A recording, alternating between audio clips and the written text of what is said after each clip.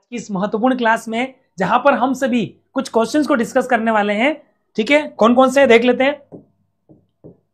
हम देखने वाले हैं यहां पर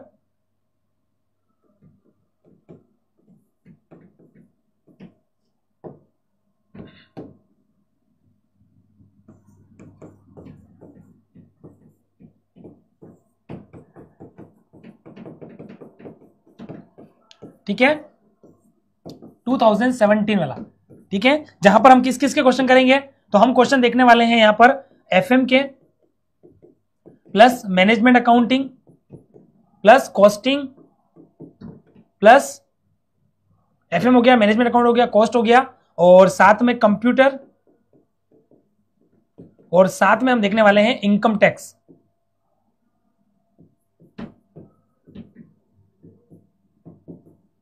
ठीक है दोस्तों, इसके हम टॉप 15 एमसीक्यूज यहां पर देखने वाले जो एग्जाम में हमें पूछे गए हैं। ठीक है दोस्तों, चलिए बिना किसी देरी के स्टार्ट करते हैं। क्वेश्चन नंबर 1 आपके सामने स्क्रीन पर है, जल्दी से क्वेश्चन नंबर 1 को पढ़िए और आप मुझे बताइए कि यहां पर क्वेश्चन का आंसर क्या होने वाला है।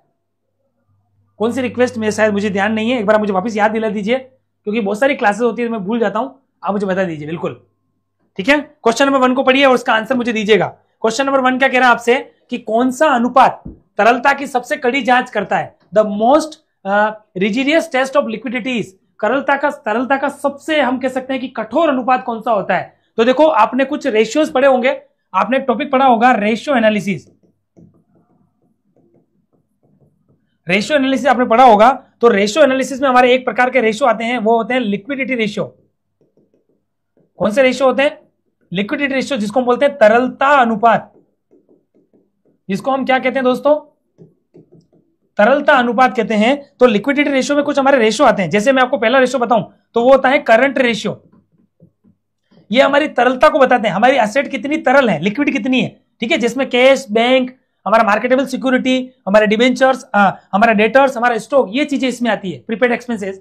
ठीक है, आंसर आ चुका, बिल्कुल सही है, एब्सोल्यूट लिक्विड रेशियो मैं भी जानता हूं, लेकिन हम चाहते हैं कि क्वेश्चन को समझ लें, ज्यादा क्वेश्चन नहीं है, 15-20 क्वेश्चन ही हम देखने वाले हैं। ठीक है, करंट रेशियो होता है हमारा, और ये होता है current asset upon current liability. और आपको पता होगा कि ये हमारा आइडियल रेशियो क्या होता है, 2:1 होता है, मानते हो सब जने। फिर आपने एक और रेशियो पढ़ा होता है जिसको बोलते हैं क्विक रेशियो, और ये होता है quick asset upon current liability. और यहां पर क्विक एसेट का मतलब होता है, क्विक एसेट बराबर होता है करंट एसेट माइनस स्टॉक, लेकिन कभी कभी इसमें से इन्वेंट्री भी जो है वो लेस की जाती है, तो हमारी क्विक एसेट आ जाती है। और एक आपने एक और रेशियो पढ़ा होगा जिसको बोलते हैं हम तीसरा नंबर पे, उसको बोलते हैं एब्सोल्यूट, ये वाला एब्सोल्यूट लिक्विडिटी या लिक्विड रेशियो। और ये कैसे आता है? ये आता है cash plus bank, cash in hand plus cash at bank plus marketable securities,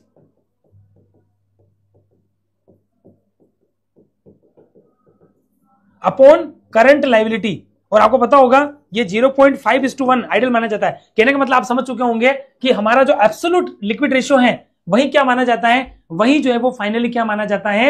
एक तरीके से हम कह सकते हैं कि हमारा तरलता का सबसे कठोर अनुपात होता है। इसको हम, आपने सुना होगा, इसको हम अम्ल तरलता अनुपात भी बोलते हैं, एसिड टेस्ट रेशियो भी कहते हैं इसको।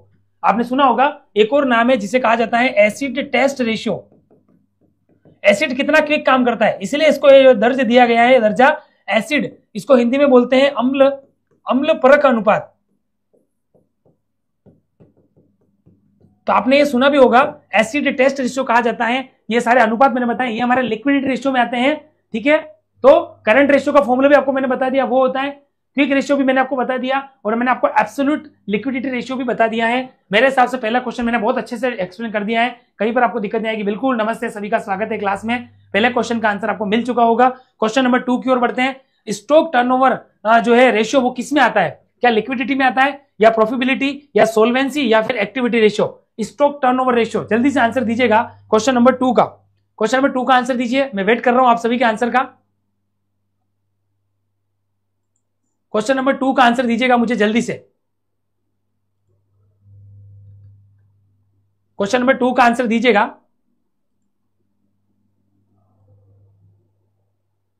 क्वेश्चन नंबर 2 आपके सामने स्क्रीन पर है, जल्दी से पढ़िए और आंसर दीजिएगा मुझे क्वेश्चन नंबर 2 का।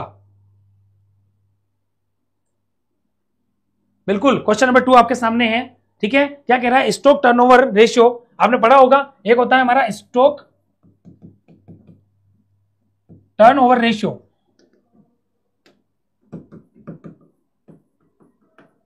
आप जानते हो, यानी कि हम कैसे निकालते हैं इसको? तो ये होता है हमारा कोक्स अपॉन एवरेज स्टॉक, जिसके थ्रू हम निकालते हैं इसको।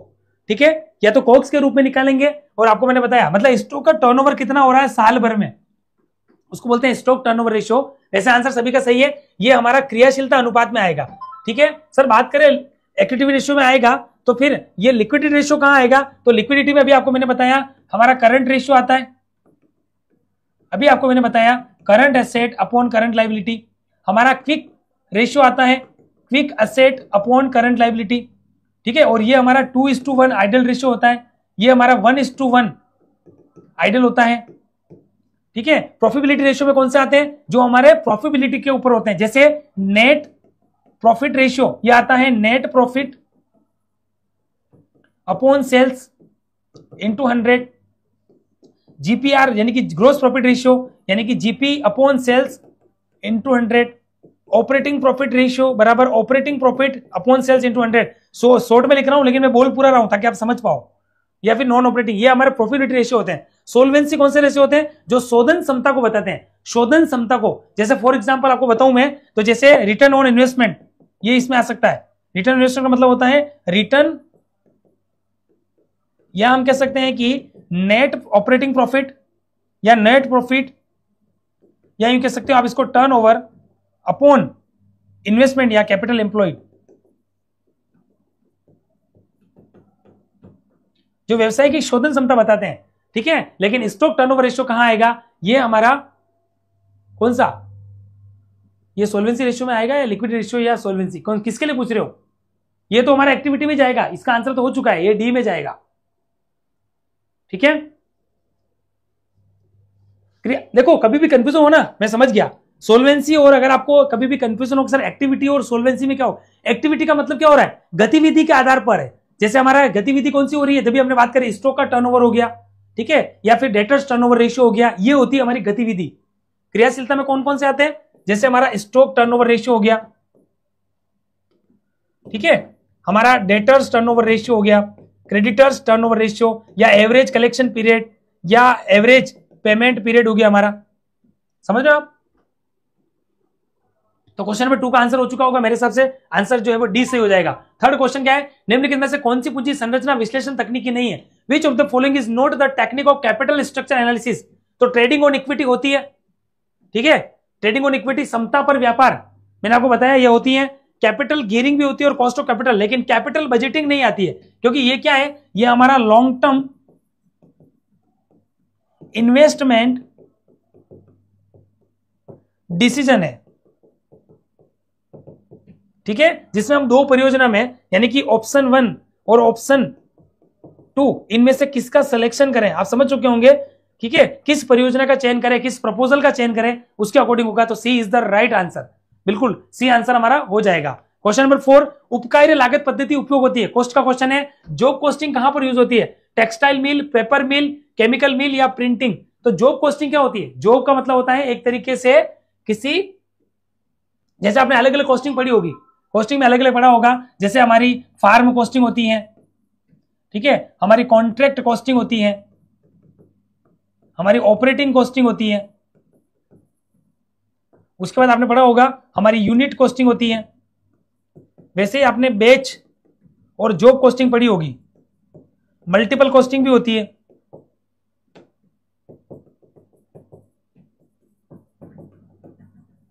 अब यहां पर क्या पूछा हमें?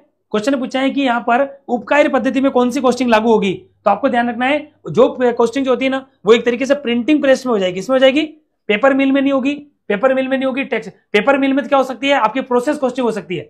पेपर मिल में तो आपकी प्रोसेस हो सकती है। केमिकल में क्या हो सकता है?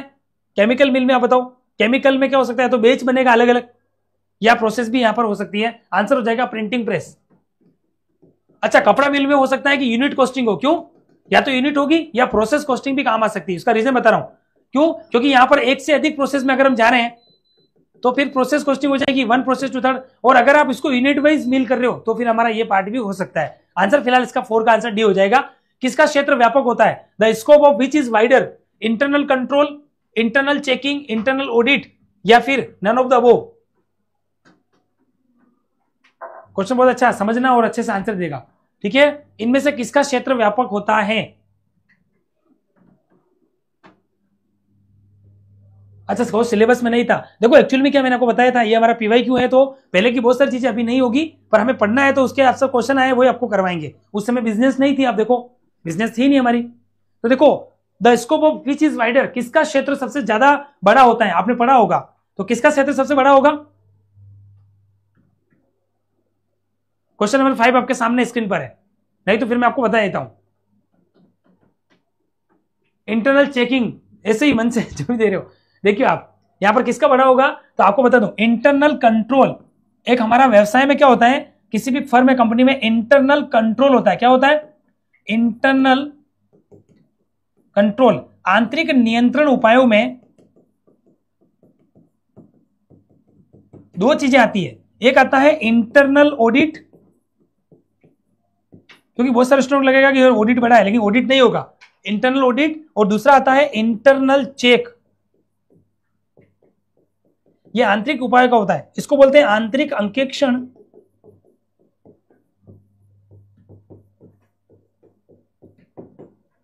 और ये होता है आंतरिक नियंत्रण, नहीं आंतरिक जांच। और एक और होता है नैतिक जांच, पर वो रूटीन चेक यहां पर नहीं होगा।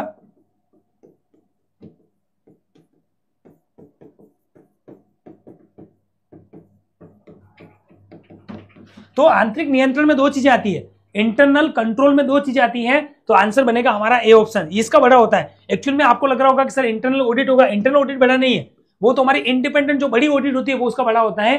जब आप ऑडिटिंग को ध्यान से पढ़ोगे तो ऑडिटिंग के अंदर ध्यान रखना, इंटरनल कंट्रोल में 2 चीजें आती है, इंटरनल ऑडिट और इंटरनल चेक, ये दोनों मिलकर हमारे आंतरिक। और आंतरिक नियंत्रण क्या होता है, तो आंतरिक नियंत्रण उन उपायों से होता है जिसके अंतर्गत कंपनी के बीओडी ये चाहते हैं कि पहले से हमारी व्यवस्था इतनी बढ़िया हो अंदर की कि कहीं पर भी बेईमानी नहीं हो, कहीं पर भी धोखाधड़ी नहीं हो, कहीं पर भी गबन नहीं हो, कहीं पर भी रुपए का गबन नहीं हो, जिसको हम बोलते हैं एम्बेजलमेंट ऑफ कैश।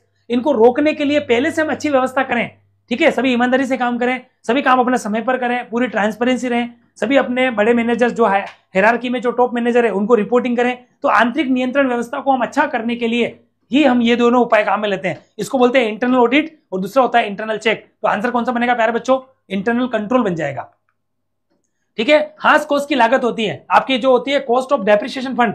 तो हांस कोस्ट की लागत हमेशा ध्यान रखना, वो एक्सप्लिसिट कॉस्ट होती है। कौन सी होती है? स्पष्ट लागतें होती है। स्पष्ट लागतें कौन सी होती है? जिसको आप अलग से सही तरीके से, अच्छा नहीं है कोई बात, पर ये पुराने कर रहे हैं ना पीवाईक्यू, उस समय था, उस समय होगा, इसलिए तो ये अवसर लागत होती है। ठीक है, और अपॉर्चुनिटी कौन सी होती है? ये तो त्यागी गई लागत होती है। एक अवसर को प्राप्त करने के लिए दूसरे अवसर को जो त्यागते हैं ना, तो उसको बोलते हैं त्यागी गई लागतें। मतलब एक अवसर को प्राप्त करने के लिए, एक अवसर को प्राप्त करने के लिए दूसरी लागत को त्यागना, उसको बोलते हैं अपॉर्चुनिटी कॉस्ट। जैसे फॉर एग्जांपल देखो, मैं आपको पढ़ा रहा हूं, मान लो मेरा इंजीनियर बनने का शौक था, तो मैं इंजीनियर नहीं करके आपको पढ़ा रहा हूं, तो इंजीनियर नहीं बनना ये मेरी अपॉर्चुनिटी कॉस्ट हो जाएगी। समझ में आ रहा है आपको? तो एक अवसर को प्राप्त करने के लिए दूसरी अवसर को त्यागना, ठीक है, इसको बोलना sacrificing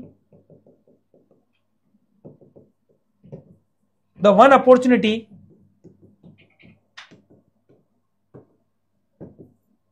to catch other opportunity is called. ठीक है, एवरेज कॉस्ट आप जो जानते ही हो और इक्विटी कॉस्ट जानते हो। कुल मिलाकर आंसर हो जाएगा A option, A is the right answer.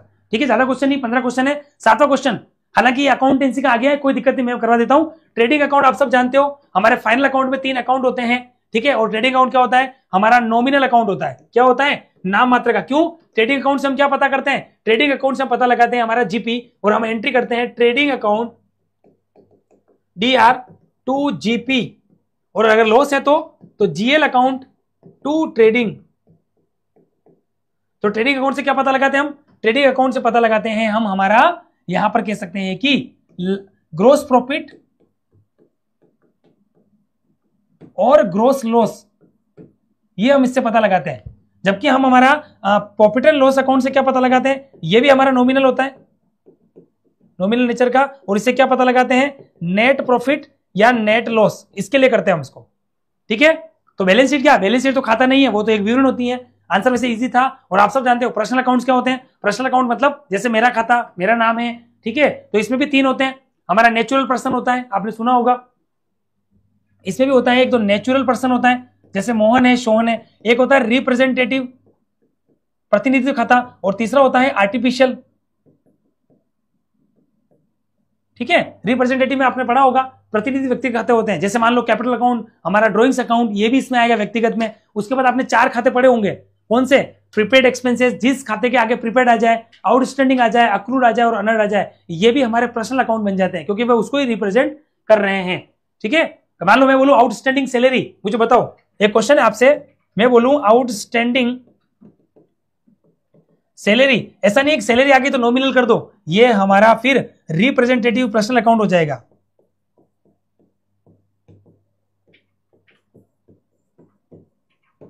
मेरे हिसाब से कोई दिक्कत नहीं आनी चाहिए, बहुत इजी क्वेश्चन है, इतना आसान पेपर था कि आप सोच भी नहीं सकते आप। ठीक है, फिर है destruction of vouchers by auditor is civil liability, criminal liability, other liability, none of the. अंक लेखक द्वारा, या यूं कह सकते हो कि अंकेक्षक द्वारा, अंकेक्षक के कुछ आपने देखे होंगे, अंकेक्षक के ऊपर कुछ लाइबिलिटी होती है, जिसको हम अंकेक्षक के दायित्व कहते हैं। क्या कहते हैं हम अंकेक्षक के, जिसको क्या बोलते हैं, कुछ दायित्व होते हैं। तो ये यूं कह रहे हैं कि अंकेक्षक के कुछ दायित्व होते हैं, और अंकेक्षक उन दायित्वों के बाहर जाके काम नहीं कर सकता, तो अंकेक्षक द्वारा प्रमाणकों को नष्ट करना क्या कहलाता है। तो आपको ध्यान रखना है, अंकेक्षक के ऊपर 2 प्रकार की लाइबिलिटी होती है। कौन सी होती है, एक तो होती है सिविल और दूसरी होती है क्रिमिनल। क्रिमिनल का मतलब समझोगे, मतलब ऐसी लाइबिलिटी, ऐसा दायित्व जो आपने पूरा करना था और उसके प्रति आपने गलती करी, तो वो क्रिमिनल लाइबिलिटी है, और इसमें आपको दंड भी मिल सकता है। और एक होती है सिविल लाइबिलिटी। सिविल का मतलब क्या हुआ, आपने जानबूझकर कोई गलती नहीं करी, ठीक है, लेकिन कुछ लापरवाही से या कर्तव्य भंग की वजह से हो गई, तो सिविल लाइबिलिटी भी अभी 2 प्रकार की होती है, एक होती है नियोक्ता के प्रति और एक होती है तीसरे पक्षकार के प्रति। यानी कि यही कह सकते हैं कि टुवार्ड्स एम्प्लॉयर, और ये होती है टुवार्ड्स एम्प्लॉयर, और दूसरा हो सकता है टुवार्ड्स, यहां पर हमको ध्यान रखना है, एक तो होती है नियोक्ता के प्रति और दूसरी किसके प्रति हो सकती है, थर्ड पार्टी के प्रति भी हमारी हो सकती है। ठीक है, तो नियोक्ता के प्रति किस तरीके से हो सकती है, जैसे मान लो कर्तव्य भंग कर दिया, लापरवाही हो गई, या कंपनी विधान के अंतर्गत किसी आपने नियम का पालन नहीं करी। क्लियर आप सभी को, तो ये हो सकता है। और टुवार्ड्स थर्ड पार्टी, नियोक्ता के प्रति क्या हो सकती है, तो देखो जैसे कोई लापरवाही हो गई, मिस्टेक या केयरलेस की वजह से हो रहा है। ठीक है, उसके बाद अगर मैं बात करूं कर्तव्य बंध, आपने कोई कर्तव्य जिसकी पूरी, उसको बोलते हैं ब्रीच ऑफ ड्यूटी। ठीक है, या कंपनी विधान के अंतर्गत, कंपनी एक्ट 2013 के अंतर्गत, थर्ड पार्टी के प्रति भी सेम हो सकती है। ठीक है, और दूसरी होती है क्रिमिनल लाइबिलिटी। क्रिमिनल लाइबिलिटी का मतलब क्या हुआ कि आपने कंपनी एक्ट 2013 के नियमों का उल्लंघन हो गया, या यूं कह सकते हैं इंडियन पेनल कोड, आपने सुना होगा, भारतीय दंड संहिता के तहत आपने कोई गलती करी है। अब यहां पर ध्यान रखना है, क्रिमिनल में क्या हो सकता है कि आपको दंड के साथ में सजा भी हो सकती है, पनिशमेंट के साथ आपको ऑफेंस भी हो सकता है, लेकिन आपको ध्यान रखना है यहां पर क्या होती है, केवल और केवल आपको उसकी क्षतिपूर्ति करनी होती है। मतलब ये दायित्व थोड़े कम होते हैं, लेकिन क्रिमिनल लायबिलिटी आपको नहीं करनी है। अब आप सोचो, अंकेक्षक ने प्रमाणक ही नष्ट कर दिए, ऑडिटर ने क्या नष्ट कर दिया, प्रमाणक नष्ट कर दिए, वाउचर को उसने नष्ट कर दिया, ये क्या आ जाएगा, ये एक तरीके से क्रिमिनल ऑफेंस के तहत आएगा। मतलब ये आपका आपराधिक दायित्व है। क्या हो जाएगा प्यारे बच्चों, ये आपका आपराधिक दायित्व हो जाएगा। It is called as criminal liability. अब समझ में आया आपको। लेकिन दीवानी दायित्व बहुत ईजी होते हैं, जिसमें आपने कोई बड़ी गलती नहीं करी है, लेकिन क्रिमिनल लायबिलिटी में आपको ध्यान रखना है कि आपको इस तरीके की गलती नहीं करनी है। ठीक है, मतलब धारा 26 का आपने उल्लंघन कर दिया मान लो, या फिर आप जानते हो कि निरीक्षक को आपने सही सहायता नहीं करी, ठीक है, धारा 147 के अंतर्गत कोई दायित्व हो गया, ये दायित्व इसके अंतर्गत आएंगे। समझ में आ रहा है आपको। धारा 26 का आपने उल्लंघन कर दिया है, या हम कह सकते हैं कि आपने प्रविवरण में कोई मिथ्या कथन कर दिया, धारा 34 प्रविवरण में कोई मिथ्या कथन कर दिया, इस तरीके के जो लायबिलिटी है वो आपकी इसमें आ जाएगी। क्लियर है आप सभी को। लिखना हो तो लिख लो ताकि ध्यान रहे आपको। क्रिमिनल में कौन सी आएगी, जैसे प्रविवरण में मिथ्या कथन, मिस रिप्रेजेंटेशन इन प्रोस्पेक्टन, धारा 34, ठीक है, ये इसमें आ जाएगा। या सेक्शन हम कह सकते हैं कि सेक्शन 26 के अंतर्गत हो गया, सेक्शन 248, इस तरीके के सेक्शन के अंतर्गत आपने कोई लापरवाही करी है तो वो आपराधिक दायित्व के अंदर गिना जाएगा। क्लियर है आप सभी को? ठीक है, ये कुछ सेक्शन है उसके अकॉर्डिंग आपको गलती नहीं करनी है। चलो क्वेश्चन नंबर 9 आपके सामने, जब चालू अनुपात 4.5:1 है, यानी कि करंट रेशियो दे रखा है current asset upon current liability, ये दे रखा आपको 4.1:1, हमने कहा ठीक है। उसके बाद आपको दे रखा है यहां पर एसिड टेस्ट रेशियो दे रखा है, एसिड टेस्ट रेशियो ये दे रखा है आपको 3:1, ठीक है। अब आपको क्वेश्चन क्या कह रहा है कि इन्वेंट्री भी दे रखी है 12,000 रुपए की, आपको स्टॉक दे रखा है 12,000 रुपए का, तो what is the amount of current liability, आपको निकालना है करंट लायबिलिटी का अमाउंट क्या होगा। जल्दी से आंसर कीजिए फटाफट से। क्वेश्चन नंबर यहां पर जो है वो 9 का, अब ज्यादा क्वेश्चन नहीं बचे हमारे, 2-3 क्वेश्चन ही है, ठीक है, तो इसको भी हम अच्छे से देख लेते हैं। ठीक है, आपको निकालना है करंट लायबिलिटी, इसका आंसर दीजिए आप।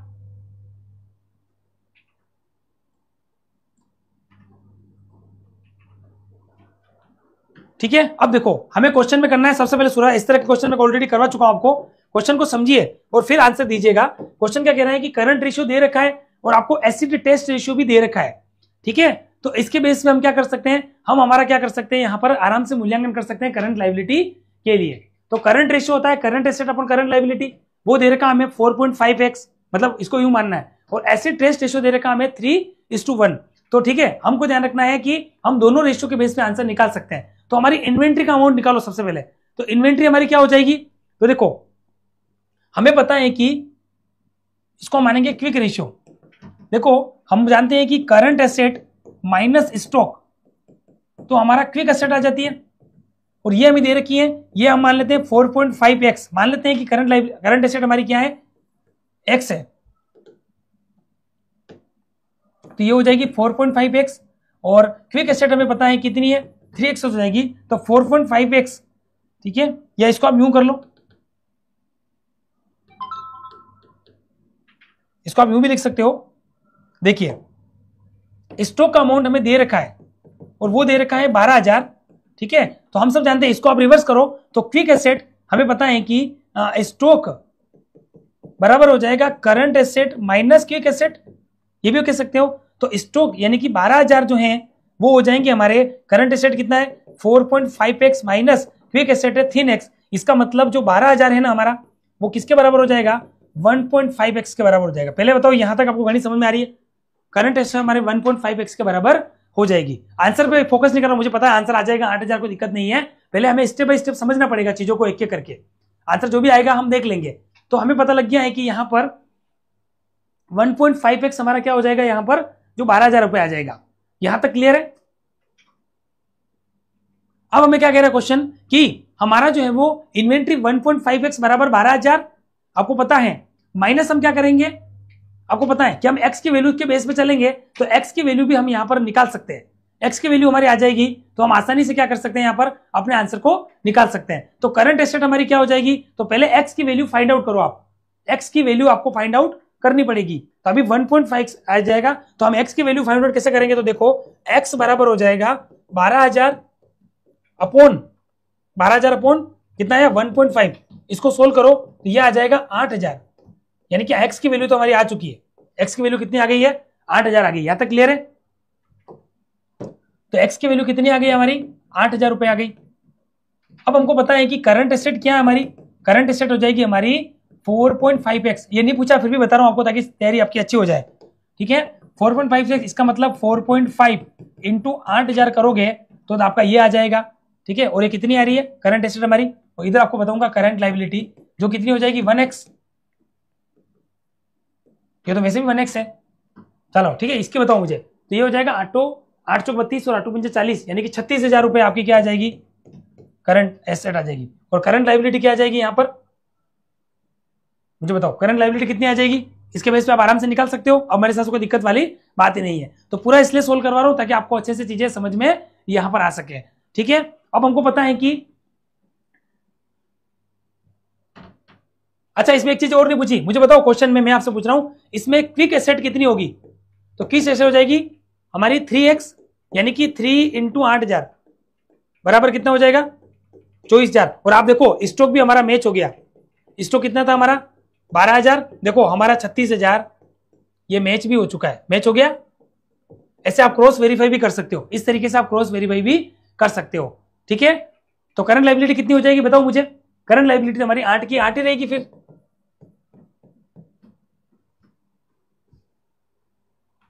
सबको क्लियर है क्या ये चीज? एक बार देख लो अच्छे से।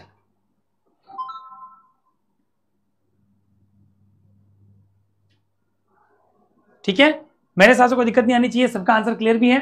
चलिए, तो आंसर नंबर 1 हमारा यह हो गया है, 9 का आंसर हो जाएगा डी ऑप्शन, 8,000 जो है वो आंसर सही आ जाएगा। क्वेश्चन नंबर 10, अब बहुत इजी क्वेश्चन है, 3-4 क्वेश्चन ही बच रहे हैं। क्या कह रहा है, एक औषधि निर्माण कंपनी में, जो हमारी कौन सी है, ड्रग मैन्युफैक्चरिंग है, ड्रग्स मैन्युफैक्चरिंग कंपनी है, तो which method of costing would you recommended for drug manufacturing company? एक औषधि निर्माण कंपनी कर रही है, उसमें आप कौन सी विधि जो है वो अपनाने के लिए सिफारिश करोगे? यूनिट कॉस्टिंग, कॉन्ट्रैक्ट कॉस्टिंग, बेच कॉस्टिंग या ऑपरेटिंग कॉस्टिंग? अब देखो हम एक की बात करें, यूनिट कॉस्टिंग तो पॉसिबल नहीं है, क्योंकि यूनिट कॉस्टिंग कहां करते हैं हम? जैसे हमारा सीमेंट हो गया, सीमेंट के बाद हमारा ये हो गया ब्रिक्स, ब्रिक्स का मतलब ईंटें, यहां पर काम आती है हमारी ये कॉस्टिंग, ये पॉसिबल नहीं है। कॉन्ट्रैक्ट कहां होती है? जब हम ठेका लेते हैं, जैसे बिल्डिंग निर्माण है, ठीक है, कोई शिप का कॉन्ट्रैक्ट हो सकता है, कोई ब्रिज बनाना है, तो ये तो पॉसिबल है नहीं। और ऑपरेटिंग कॉस्टिंग तो हम सारी सर्विसेज के लिए लेते हैं, सर्विसेज का मतलब जैसे होटल, तो आंसर तो वैसे आपको मिल चुका होगा, हॉस्टल, हॉस्पिटल, ट्रांसपोर्ट। जब हम क्या करते हैं, जब हम मतलब हम कह सकते हैं कि हम प्रोड्यूसिंग की जगह, हम प्रोडक्शन की जगह हम सर्विसेज को काम में लेते हैं, वहीं पर हमारी कॉस्टिंग होती है, हमारी यहां पर होती है ऑपरेटिंग। तो आप समझ चुके होंगे। फिर बचा क्या हमारा सी ऑप्शन। अब कौन बताएगा सर इसमें बेच क्यों हो रहा है? ये तो आपने अलग अलग बता दिया, इसलिए पता लग गया। तो बेच कॉस्टिंग क्यों होती है उसका भी रीजन आप समझ लो, क्योंकि देखो हम क्या कर रहे हैं, मेडिसिन बना रहे हैं, तो जब ड्रग्स बन रही है, जब समरूप इकाई बनती है और एक ही साथ, आप देखो टेबलेट का हमारा इस तरीके से क्या होता है, अलग अलग स्ट्रिप होती है, तो जब एक ही साथ चीजें बन रही होती है वो एक बेच के रूप में होती है, मतलब समरूप इकाई जब एक ही बार में बना रहे हो, अब लार्जेस्ट लेवल पे प्रोडक्शन कर रहे हो, लेकिन वो समरूप इकाई है, सबकी क्वांटिटी यूनिट एक है, तो उसको कहा जाता है बेच कॉस्टिंग। ठीक है, जैसे कोई आपने मेडिसिन बनाई, तो उसमें क्या होगा, लार्जेस्ट लेवल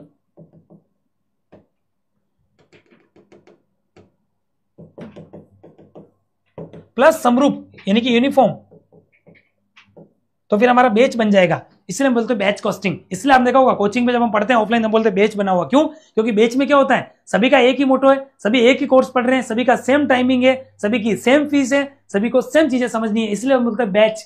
समझ आया आपको? तो ये बैच कॉस्टिंग इसलिए हो रही है, मैं आपको ये भी बता रहा हूँ, 360 डिग्री इवोल्यूशन पर जाकर चीजों को समझ रहे हैं। एक भी क्वेश्चन ऐसा नहीं होगा जिसको आप लोग मैंने डेप्थ में नहीं बताया होगा, हर क्वेश्चन को डेप्थ में जाके हम यहां पर पढ़ रहे हैं। अरे मैं सब पढ़ा लेता हूं बिल्कुल। चलो, वेट आपने सुना होगा, विश्लेषण विधि प्रयुक्त होती है जब, ये वेट एनालिसिस किस में प्रयुक्त होता है? सबसे पहले तो मुझे आप ये बताओ, आपने वेट एनालिसिस सुना होगा, ये किस में प्रयुक्त होता है? ठीक है, तो आप सबको ध्यान रखना है, वेट का मतलब क्या होता है, वाइटल, एसेंशियल एंड डिजायरेबल। ठीक है, और ये हमारा मटेरियल्स के रिलेटेड में, इसके लिए एक टेक्निक होती है जिसको कहा जाता है वेट। ठीक है, तो इसको ध्यान रखना है, एक तो वाइटल, यानी कि वाइटल का मतलब संपूर्ण रूप से लार्ज, और ए का मतलब होता है इकोनॉमिक, नहीं एसेंशियल, और डी का मतलब होता है डिजायरेबल। ये आपको समझ में आ गया है? तो ये हमारी वेट होती है। जैसे आपने एक जस्ट तकनीक सुनी होगी, JIT, जस्ट इन टाइम, आपने तकनीक सुनी होगी। ठीक है, जस्ट इन टाइम टेक्निक भी हमारी एक होती है, वो आपने सुनी होगी। तो vital, essential, desirable, classified material based on necessary and operations, ये क्या करती है, classified materials as importance as operation and as necessity।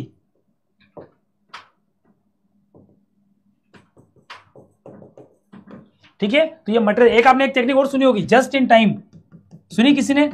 इसको बोलते हैं जस्ट इन टाइम। ये जापानिक टेक्निक है।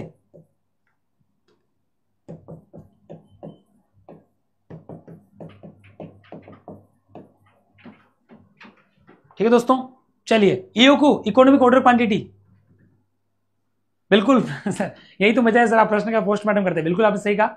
ठीक है, और ईओक्यू क्या होती है? इकोनॉमिक ऑर्डर क्वांटिटी होती है। इकोनॉमिक ऑर्डर क्वांटिटी कहते हैं, जो किसी को पूछ रहे कोई, ईओक्यू का मतलब होता है इकोनॉमिक ऑर्डर क्वांटिटी। यह कौन सी तकनीक होती है? हमको पता है, आर्थिक आदेश मात्रा, यानी कि वह मात्रा जिस पर माल को, सामग्री को मंगाने पर हमारी ऑर्डरिंग और कैरिंग कॉस्ट कम हो जाए, जिस पर सबसे न्यूनतम लागत आए, इसलिए इसको इकोनॉमी कहते हैं। इकोनॉमी का मतलब मितव्ययिता, कम खर्चीली। बाइक में जब मीटर होता है उसमें इकोनॉमी लिखा होता है कि अगर आप बाइक को इस इकोनॉमी लेवल, जो हरा लेवल है, ग्रीन कर रखा है, उससे बाहर चलोगे तो आपका फ्यूल ज्यादा खर्चा होगा। ठीक है, ज्यादा पेट्रोल उड़ेगा, ज्यादा माइलेज चाहिए, ज्यादा मेंटेनेंस करना पड़ेगा और ज्यादा रिस्क भी रहेगा रोड पे, तो हम इकोनॉमी लेवल पे ही गाड़ी चलाएं। इसका मतलब क्या है? इकोनॉमिक का मतलब होता है कि आपको ऐसे आदेश को एक ऐसी मात्रा पर देना जिस पर आपकी सारी लागतें कम हो जाए और अधिक से अधिक आपको फायदा मिले। उसी ईओक्यू पर जो है वो कोई भी कंपनी या फर्म माल मंगाती है। ईओक्यू क्या होता है? इसका फॉर्मूला हमने पढ़ा होगा, 2AO/C। ये अंडर रूट में इसको सोल्व करते हैं हम। चलिए 12वां क्वेश्चन आपके सामने। कोष प्रवाह विश्लेषण में कार्यशील पूंजी में वृद्धि का मतलब क्या होता है? कोष प्रवाह विवरण में in fund flow statement analysis, increase in working capital मतलब क्या है? The source of fund. क्यों? क्योंकि इंक्रीजिंग का मतलब क्या हुआ? तो हम यूं बोल सकते हैं कि मोर working capital means more assets. कौन सी? करंट वाली। और मोर एसेट है तो इसका मतलब क्या हुआ? मोर फंड। सीधी सी बात है, तो आंसर हो जाएगा कोष का एक साधन है। ए इज द राइट आंसर। कार्यशील पूंजी में वृद्धि का मतलब हो गया यहां पर। ठीक है, हाँ, मिनिमम ऑर्डर रिक्वायर, यस। अब आ जाएगा इनकम टैक्स से क्वेश्चन आ रहे हैं। Index cost of acquisition is related to. Index cost किससे रिलेटेड होता है एक्विजिशन में? Long term capital gain, short term capital gain, income from business या इनकम फ्रॉम अदर सोर्स। ये होता है लॉन्ग टर्म कैपिटल गेन। आपका जो कैपिटल गेन होता है वो दो तरीके का होता है, एक होता है शॉर्ट टर्म और एक होता है लॉन्ग टर्म। तो लॉन्ग टर्म में हम क्या करते हैं? असेट को इंडेक्स्ड करते हैं। क्या करते हैं? इंडेक्स करते हैं। जैसे मान लो कोई असेट आपने 1981 में खरीदी, तो 1981 का इंडेक्स, और जब उसको क्या कर रहे हो आप? सेल कर रहे हो 2025 में, तो उस इंडेक्स से हम उसको वेरीफाई करते हैं। जैसे मान लो असेट की कॉस्ट उस समय आपकी 1 लाख थी 1981 में, और 1981 का इंडेक्स अगर 364 आ रहा है और वर्तमान में 500 आ रहा है, तो सेल करते समय आप उसकी इंडेक्स कॉस्ट के साथ वैल्यू निकालते हो। और ये हमारे 5 हेड होते हैं, आपने पढ़े होंगे। इनकम फ्रॉम सैलरी, उसमें सैलरी वाले इनकम लेते हैं। इनकम फ्रॉम हाउस प्रॉपर्टी, मकान किराए को, किराए पे वाली जो संपत्ति होती है उससे रिलेट होता है। Income from business and profession, यानी कि व्यवसाय और पैसे की आय, उस हेड में टैक्सेबल होती है। और कैपिटल गेन का मतलब अगर आपने कोई असेट, अगर आपने कोई पूंजीगत संपत्ति, अगर आपने कोई लॉन्ग टर्म असेट जैसे बिल्डिंग, प्लांट या और भी कोई, आपने स्विमिंग पूल या आपका कोई हम कह सकते हैं कि आपका रिसोर्ट या आपका कुछ भी पूंजीगत संपत्ति, इवन इसमें आपके शेयर भी हो सकते हैं जो 3 साल से अधिक वाले मैच्योरिटी वाले हैं, आपका गोल्ड हो सकता है। तो आप अगर इनको बेच रहे हो तो आपके ऊपर कैपिटल गेन लागू हो जाता है। ठीक है, तो यहां पर लॉन्ग टर्म में ही हम क्या करते हैं? इंडेक्स करते हैं। आज का 14वां क्वेश्चन आपके सामने। एक व्यक्ति 10,000 रुपए का LIC प्रीमियम जमा करवाता है तो वह दावा कर सकता है, मतलब किसके लिए? रिफंड के लिए नहीं, उसके एग्जेम्पशंस के लिए। तो आपने पढ़े होंगे एग्जेम्पशंस। कहां पढ़े? एग्जेम्पशंस का मतलब यहां पर मैं बात कर रहा हूं डिडक्शन के लिए। और डिडक्शन आपने पढ़े होंगे इनकम टैक्स में 80C से लगाकर 80U तक आपके बहुत सारे डिडक्शंस है, तो वो 80C के अंतर्गत दावा करेगा प्यारे बच्चों। और 80C में आपको मैं बता दूं, वर्तमान में जो लिमिट चल रही है वो 1.5 लाख रुपए तक है। कितनी है? यानी कि आपको ध्यान रखना है 80C plus 80CCC plus 80CCD, इन तीनों में आप जो भी डिडक्शन होते हैं उसमें आप दावा करते हो तो 80C के अंतर्गत आपको डिडक्शन मिलेगा। डिडक्शन कहां आता है? आपको पता होगा, income from salary, income from house property, income from business and profession, income from capital gain, income from other source. ये आपका क्या आता है? GTI आता है, ग्रोस टोटल इनकम। और जब ग्रोस टोटल इनकम में से हम लेस करते हैं सेक्शन 80C से लगाकर 80U तक के, तो फिर हमारा जो इनकम आती है उसको बोलते हैं टोटल इनकम। और टैक्स हमेशा टोटल इनकम पे ही कैलकुलेट किया जाता है। क्लियर है आप सभी को? कोई दिक्कत तो नहीं है?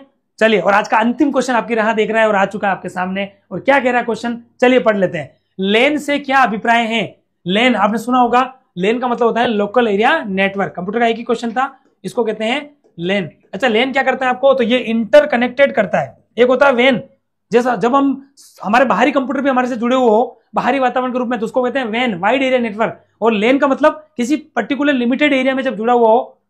अच्छा लार्ज है, मैंने देखा नहीं, सॉरी है ना, मैंने बोल तो दिया था लोकल, लेकिन मैंने लार्ज पे टिक कर दिया है, इसको बी कर दो, लोकल एरिया, यस। ठीक है, तो ये क्या करता है,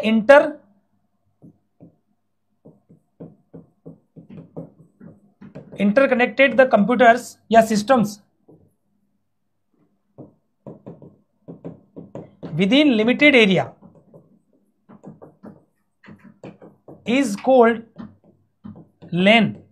एक होता है वेन जिसको बोलते हैं वाइड एरिया नेटवर्क, एक वेन और होता है, इसको बोलते हैं वाइड एरिया नेटवर्क। और अगर हम बिना नेटवर्क से कनेक्टेड होते हैं तो, मतलब नेटवर्क तो हो लेकिन वायर नहीं हो, तो उसको हम क्या कहते हैं, जो हम सब रेगुलर यूज में लेते हैं उसको बोलते हैं वाईफाई नेटवर्क्स।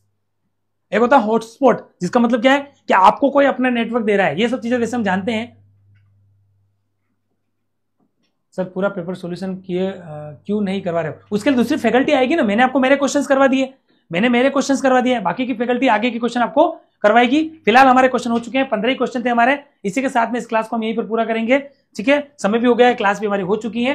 ठीक है, चलिए बाकी की हमारे ऐसी सीरीज कंटिन्यू चलती रहेगी, आगे की हमारी जो फैकल्टी आएगी तो उसका एक शेड्यूल आपको हम दे देंगे, ताकि आपको पता रहे कि कब कब कौन सा आपको सॉल्यूशन करवाने वाले। मैंने 15 क्वेश्चन आपको कवर करवा दिए, उम्मीद करता हूं कि आपको सारे ही क्वेश्चन बहुत अच्छे लगे होंगे, सारे ही क्वेश्चन सिस्टमेटिक थे, सभी के मैंने आपको विथ 360 डिग्री इवोल्यूशन के साथ एनालिसिस करते हुए आंसर बताएं, और जो नहीं है वो भी क्यों नहीं, वो भी आपको मैंने बताया। इसी के साथ इस क्लास को हम यही पूरा करेंगे। ठीक है, चलिए, थैंक यू सो मच।